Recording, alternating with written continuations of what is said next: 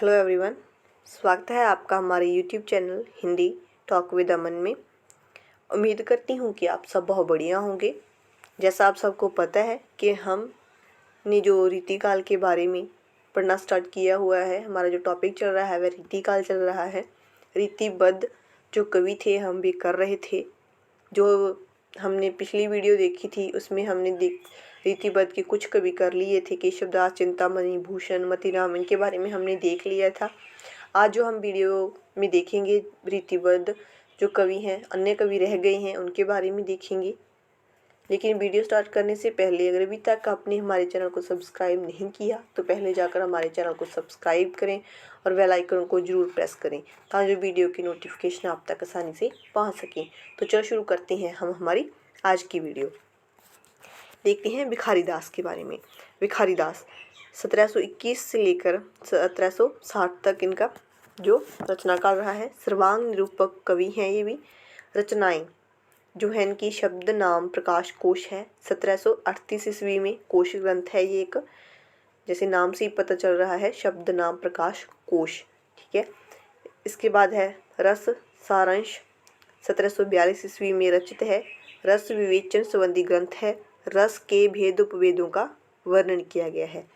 इसके बाद है छंदर्णव पिंगल, 1742 ईस्वी में रचित है ये। छंद विवेचन संबंधी ग्रंथ है ये। हिंदी में पहली बार इतने विस्तार से छंदों का विवेचन हुआ है। हिंदी में पहली बार इतने विस्तार से छंदों का विवेचन हुआ है किसमें? छंदर्णव पिंगल में। ठीक है। इसके बाद है शतरंज शतिका, 1725 से लेकर 60 तक। विष्णु पुराण भाषा, यह भी 1725 से लेकर 1760 तक। श्रृंगार निर्णय 1750 ईस्वी में रचित। अमर प्रकाश कोश काव्य निर्णय 1746 में रचित। छंद प्रकाश। ठीक है। और जो इनके आश्रयदाता थे वे कौन थे? हिंदुपति सिंह थे, प्रतापगढ़ के अधिपति पृथ्वी सिंह के भाई थे। ठीक है। हिंदुपति सिंह इनके आश्रयदाता थे। इसके बाद आती हैं कुलपति मिश्र, 1660 से लेकर 1700 ईस्वी तक। सर्वांग निरूपक कवि हैं ये भी। रचनाएं जो इनकी हैं वह है रस रहस्य, 1670 ईस्वी। सर्वांग निरूपक ग्रंथ है इसमें इनका जो। ठीक है। 8 वृत्तांत हैं तथा 652 पद्य हैं इसमें। और इनका रचना है वह है संग्राम सार, महाभारत के द्रोण पर्व का हिंदी अनुवाद है ये। दुर्गा भक्ति चंद्रिका इनकी रचना है। युक्ति तरंगिणी, द्रोण पर्व, नखशिख, और जो इनके आश्रयदाता है वह कौन है? जयपुर नरेश राम सिंह। ठीक है। इसके बाद सुखदेव मिश्र, 1633 ईस्वी से लेकर 1703 ईस्वी तक इनका जो रचनाकार रहा है। छंद और रस निरूपण कवि हैं ये। ठीक है। इनकी जो रचनाएं हैं वह है वृत्त विचार, 1671 ईस्वी में रचित है ये। छंद निरूपक ग्रंथ है क्योंकि ये छंद और रस के ही कवि हैं तो इन्होंने सिर्फ अपनी रचनाओं में छंद और रस का ही वर्णन किया है। ठीक है। 4 परिच्छेदों में विभाजित है ये। राम सिंह के आश्रय में रचित की गई है। ठीक है। रसर्णव 1666 से लेकर 1703 तक। ठीक है। रस रत्नाकर ये 1663 से लेकर 1703 ईस्वी तक। और अध्यात्म प्रकाश जो है वह 1698 ईस्वी में रचित की गई है। छंद विचार फाजिल अली प्रकाश, दशरथ राय और श्रृंगार लता इनकी अन्य रचनाएं हैं। महाराजा जसवंत सिंह 1626 से लेकर 1678 ईस्वी तक अलंकार निरूपण कवि हैं। इन्होंने अपनी रचनाओं में सिर्फ अलंकार का ही वर्णन किया है। भाषा भूषण इनकी रचनाएं हैं। प्रबोध चंद्रोदय, अप्रोक्ष सिद्धांत, अनुभव प्रकाश और आनंद विलास, सिद्धांत बोध और सिद्धांत सार इनकी रचनाएं हैं सभी। ठीक है। इसके बाद आती हैं तोष निधि, यह रस निरूपक कवि हैं। इनकी जो रचनाएं हैं वह सुधा निधि 1634 ईस्वी में रचित है। सर्व रस निरूपक ग्रंथ है ये क्योंकि इन्होंने सिर्फ रस का ही प्रयोग किया है अपनी रचनाओं में, तो इनकी जितनी भी रचनाएं होंगी उनमें रस का ही वर्णन मिलेगा। ठीक है।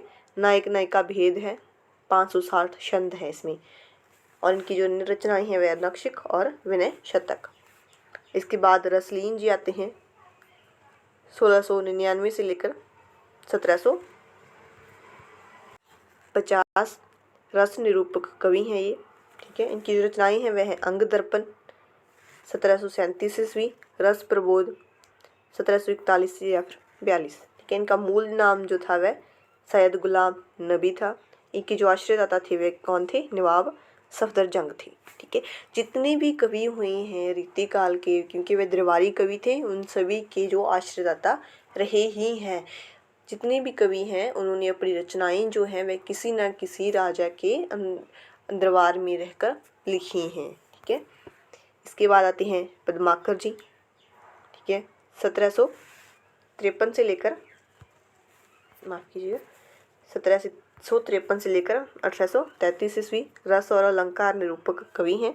इन्होंने अपनी रचनाओं में रस और अलंकार का वर्णन किया है। इनकी जो रचनाएं हैं वह है हिम्मत बहादुर वृद्धावली, पद्मावरण 1810, ठीक है। जगद विनोद 1810 ईस्वी, गंग लहरी, प्रबोध पचासा, प्रताप सिंह वृद्धावली, ईश्वर पचीसी और कली पचीसी इनकी रचनाएं हैं। इनके जो आश्रयदाता हैं वे हैं महाराज रघुनाथ सिंह नागपुर, ठीक है, दौलत राव सिंधिया, अनूपगिरी हिम्मत बहादुर, जगत सिंह, भीम सिंह और राजा प्रताप सिंह, ठीक है। जो राजा प्रताप सिंह थे उन्होंने पद्माकर को कविराज श्रोमणी की जो उपाधि दी थी। प्रश्न आ जाता है कि किसने पद्माकर को कविराज श्रोमणी की उपाधि दी थी? किसने दी थी? राजा प्रताप सिंह ने। कहाँ के राजा थे? वह जयपुर के राजा थे, ठीक है। इसके बाद दुल्हन रचना काल जो इनका है वह 1743 से लेकर 1768 तक है। अलंकार विवेचन कवि हैं ये। इनकी जो रचना है वह एकमात्र रचना है कवि कुलकंठा भरण, ठीक है। अलंकार निरूपण ग्रंथ है इनका। 85 छंदों में 115 अलंकारों का निरूपण किया गया है, ठीक है। इसके बाद आते हैं कुमार मणि जी 1665 ईस्वी में, ठीक है। सर्वांग निरूपण कवि हैं ये। रचनाएं जो हैं इनकी वह है रसिक रंजन 1708 ईस्वी, रसिक रसाल 1719 ईस्वी, ठीक है। इसके बाद आते हैं उजियारे, सर्वांग निरूपक कवि हैं ये भी। इनकी जो रचनाएं हैं वह है युगल रस, प्रकाश 1780 ईस्वी में, 12 प्रकाश हैं इसके। और रस चंद्रिका ये भी 1780 में है और इसके कितने प्रकाश हैं? 16 प्रकाश हैं, ठीक है। इसके बाद आते हैं गवाल कवि, ठीक है, 1751 से लेकर 1868 तक, ठीक है। सर्वांग निरूपण कवि हैं ये। जमुना लहरी 1822 ईस्वी, ठीक है। हमीर हट 1824, भक्तमाल 1862, साहित्यानंद, रसिकानंद, कवि दर्पण, प्रस्तार प्रकाश, गुरु पचासा, बलवीर विनोद, इश्क लहर हृदय, ठीक है, और कवि हृदय विनोद, निह निर्वाण, मनसी बीसा, विजय विनोद, कुब्जाष्टक, ये सभी गवाल कवि की रचनाएं हैं, ठीक है। इसके बाद आते हैं सोमनाथ जी। इनका रचना काल जो है वह 1725 से लेकर 1760 तक माना जाता है। यह भी सर्वांग निरूपक कवि हैं। जो इनकी रचनाएं हैं वह है रस पीयूष निधि 1737 ईस्वी, श्रृंगार विलास 1738 ईस्वी, माफ़ कीजिएगा सुजान विलास 1750, पंचाध्यायी, ठीक है, कृष्ण लीलावती पंचाध्यायी, ये दोबारा आ गया पंचाध्यायी, ठीक है। ये इनकी रचनाएं हैं। इनके जो आश्रयदाता हैं वह हैं प्रताप सिंह जो भरतपुर के महाराज बदन सिंह के पुत्र हैं, ठीक है। इसके बाद आते हैं प्रताप शाही, ये भी सर्वांग निरूपक कवि हैं। इनकी जो रचनाएं हैं वह हैं व्यंग्यार्थ कौमुदी 1825 ईस्वी, काव्य विलास 1829 ईस्वी, जय सिंह प्रकाश, श्रृंगार मंजरी, श्रृंगार शिरोमणि, अलंकार चिंतामणि, काव्य विनोद, जुगलनख, शिख और रस चंद्रिका, ये प्रताप शाही की जो रचनाएं हैं, ठीक है।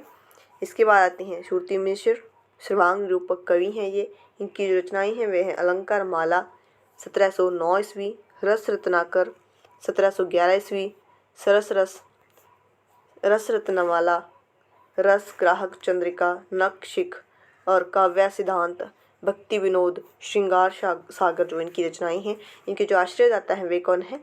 मोहम्मद शाह रंगीला, दिल्ली के शासक थे वो, ठीक है। इसके बाद आते हैं अमीर दास जी, ठीक है। इनका जो रचना काल है वह 1783 ईस्वी में रहा है। सर्वांग निरूपक कवि हैं ये भी। इनकी जो रचनाएं हैं वह है सभा मंडन 1827 ईस्वी, व्रत चंद्रोदय 1830 ईस्वी, ब्रज विलास सतसई 1832 ईस्वी, अश्व सहनता प्रकाश 1832 ईस्वी, श्री कृष्ण साहित्य सिंधु 1833 ईस्वी, शेरसेन प्रकाश 1840, वैद्य कल्पतरु 1850, फाग 25, विषम विलास, भागवत रत्नाकर और अमीर प्रकाश इनकी रचनाएं हैं। ठीक है। इसके बाद आते हैं बेनी प्रवीण जी, रस निरूपक कवि हैं। इनकी जो रचनाएं हैं वह है नवरस तरंग 1817 ईस्वी, श्रृंगार भूषण नानाराव प्रकाश।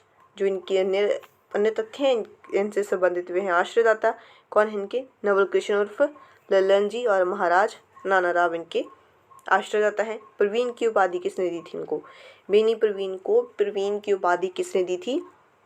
भंडोकार बेनी द्वारा प्रदान की गई थी इनको जो उपाधि दी गई है। ठीक है। आज हमने जो जितने भी रीतिबद्ध कवि थे उनकी जो रचनाएं थी वो हमने देख ली है। हम जो हमारी अगली वीडियो में देखेंगे वे हम देखेंगे रीति सिद्ध कवियों के बारे में देखेंगे और उनकी रचनाओं के बारे में देखेंगे। ठीक है। अगर आपको हमारी वीडियो अच्छी लगी हो तो लाइक और शेयर जरूर करें। धन्यवाद।